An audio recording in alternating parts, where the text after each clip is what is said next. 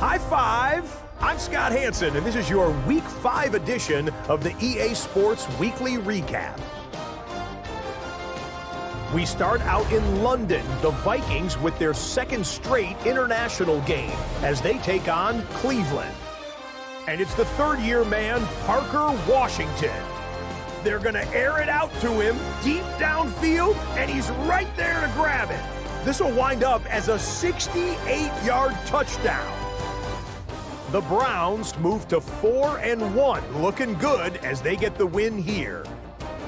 From there, it's down to the Big Easy in New Orleans. We'll check in on the Saints. They're hosting the New York Football Giants. And this is Trey Palmer. He's going to look in the catch and then look upfield and watch this. Put it in the books as a 76-yard score. One more to show you, and it's out in Seattle, the Seahawks taking on the Tampa Bay Buccaneers. And it's JSN, Jackson Smith and Jigba. He has a step, he has the grab. He'll take it all the way to the end zone. What a play for the score. The Seahawks continue to have enough. They make it 5 straight wins to start the new year. And that's a wrap for this week. For all the hardworking men and women in the studio, Scott Hansen saying goodnight. We'll see you again next week right here on EA Sports. A lot of intriguing matchups. It seems as though the Browns are having no issue developing Shedeur Sanders. The Giants fall short in an upset to the Saints. The Saints are on the rise, though. The Saints are on the rise. I will say that. And you had the Seahawks. The combination between Milroe and Jackson Smith and Jigba seems to be taking off. But nonetheless, that is our weekly recap for this week. We're going to go ahead and advance to the following week to take on our next user opponent, which just so happens to be those very same Seahawks. So we'll see if we'll be able to contain Jalen Milroe and that combination between him and Jackson Smith and Jigba. So we got Coach Sanders. He's up to a level 6 now. We're trying to push to get him up to a level 7. And take a look at that. It appears as though we finally have our first breakout of the year. It's a D-line breakout. So let's take a peek at that, see where we are here and who this D-lineman is. Players don't reach breakout status on their own. A good game sets the table. Coaches are the ones responsible for recognizing it and challenging players to push further. It was fun watching you play in that last game. Keep it up. You're right on the verge of taking a big step. Go take it. So Elijah Chapman, that's the plan. Every game I'm trying to be better than the last one. When that continues this week, you can expect a big game. Get left edge Elijah Chapman 1 sack to upgrade his dev trait. Oh, that's cake. That's cake. That's easy. We should easily be able to get him 1 sack, whether or not we're playing CPU or user. So let's check out these storylines right quick. They've been dealt one of their toughest matchups early in the season, but there is hope. One of their coaches has found what they think is a key weakness. The decision now, how exactly to exploit it. I know people have been talking up this defense we're facing, but I don't think their linebackers can hang. If we mix up the run and pass, if we mix up the run and pass, throw in some play action and screens, though. See, I couldn't even read it because I was trying to read the little.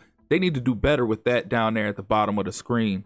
Look, linebackers are the captains of this defense. Get the see, it threw me off. It threw me off. I don't like this whole narrative thing going on where, see right here where you have the message, I'm trying to read the message, but then you got that pop up. You have very minimal time to go look away and read that message and then read that. But nonetheless, we have some tasks for our defense this week, and we have a breakout for our defensive lineman, Elijah Chapman, who is at left edge, but he's really a defensive tackle. So we're going to go ahead and get our coaching play sheet loadout readjusted. Again, I sit up here and I try to keep what was given to me early on in the event that I run into a situation where they try to change up my my plays, what I can what I can have access to and what I can't have access to. But let's go ahead and jump straight into this weekly training. It was easy on the last one with Amari Barno because we had gold after the second rep, but that one, they made us work and I had to go and do it a second time. So we're going to go ahead and advance to the next week, or not the next week. What am I talking about? Advance through the rest of the weekly training. And of course, as always, the only players that are semi-hurt or their wear and tear bar is down some are the practice squad players. But we have to continue to monitor this every week because we don't need any injuries popping up and surprising us going into game action. Wow, we're over 6 minutes already. That's crazy. Yeah, I'm probably not even gonna get into game action this one. I'll probably save that for the next episode. But looking at top performers, as it presently stands, we don't have any top performers right now, at least not offensively. We don't have any, even though I'm pretty sure my guys are right there. They're on the cusp, but they're not in the top 3 in each category. So you got Joe Milton, Jalen Milroe, and Cam Ward as the top 3 passers.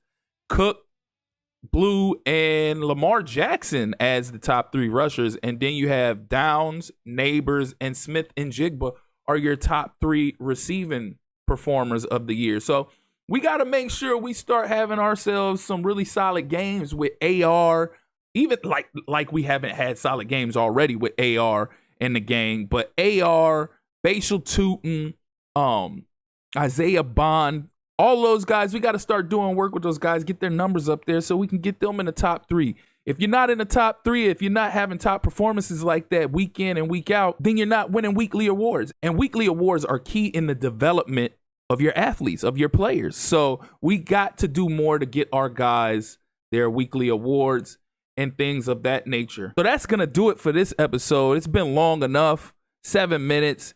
As you can see, as we get ready to get into a heated battle between us and the Seahawks, our second user opponent, they have a better points per game at 43.7 to our 41.4. They have better passing yards per game, 369.7 to our 245.6. But you see, we got them in rush yards, 166.6 to 93.8. And the rest is fairly even somewhat. But nonetheless, it'll be a good matchup between us and the Seahawks, our second user opponent. So as always, if you're here for the first time or you're returning and you haven't liked or subscribed already, please do so. Click that notification tab so you can stay up to speed with more of this Jaguars rebuild as well as other Madden 26 content. Again, I appreciate you all for tuning in. That's been my time. Till next time.